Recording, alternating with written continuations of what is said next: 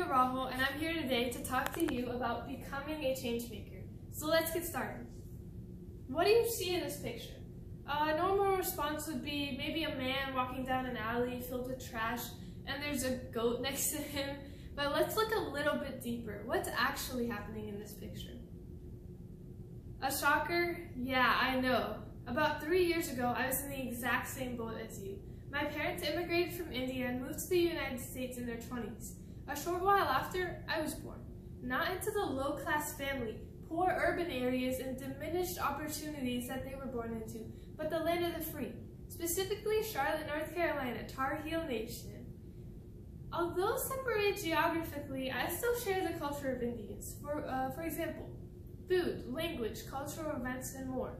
However, there was still a blatant divide between me and my fellow Indians living in India, one that I still did not know about yet. This all changed when I went to go visit my mother country in December of 2015.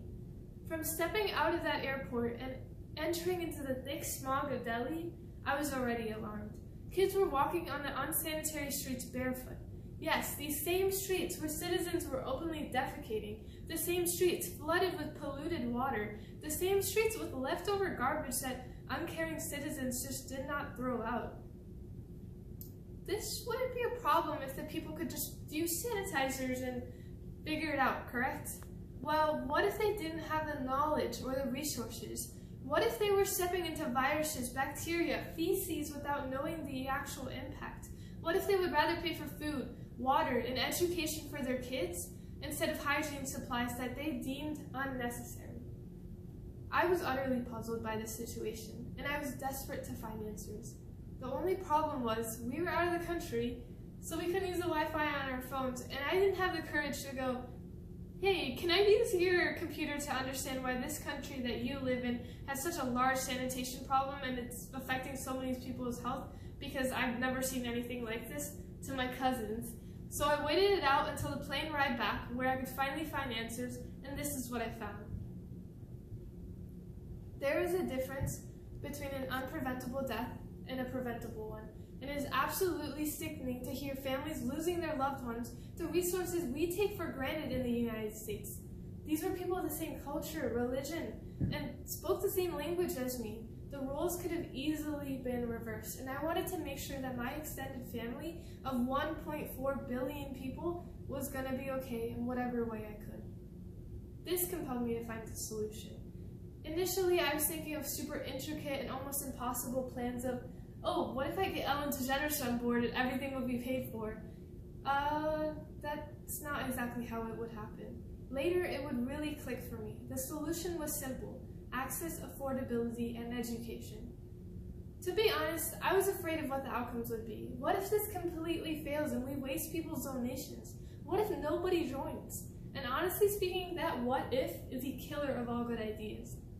I convinced myself to start this organization because I knew that something was better than nothing, and my extended family back in India could use some help.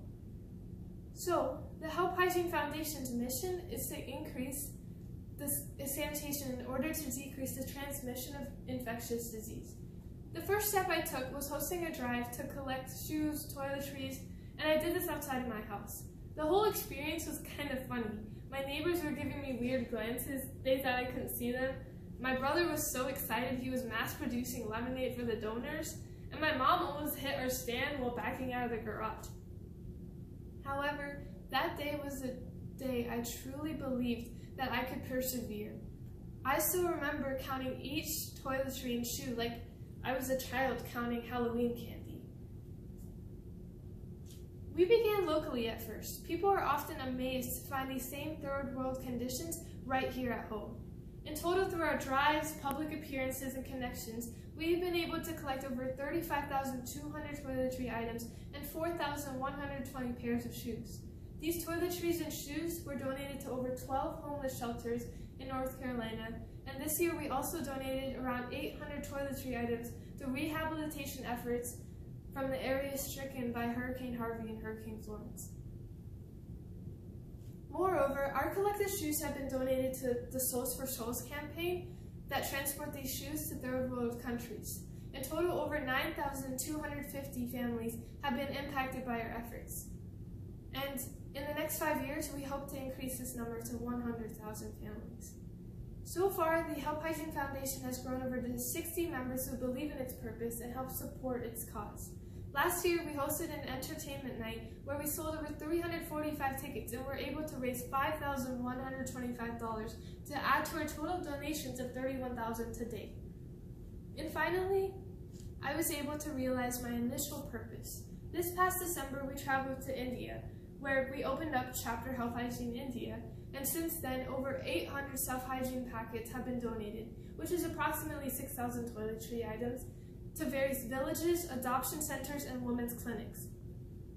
We also funded an accessible water pump in a remote village that previously had to walk 3.5 miles to attain fresh water. This foundation currently has many members in India who are supporting these centers monthly. And additionally, this year we'll be opening up HelpHygiene chapters in Ghana and Uganda. Opening up these various chapters allows us to sustain our projects in the future, so they can help these respective communities in the long run. As a teenager, it was hard for me to get people to believe in this cause. People would rather donate to large-scale organizations with adults running than minors who really aren't even a part of the professional world yet. Unless, of course, you're a Girl Scout.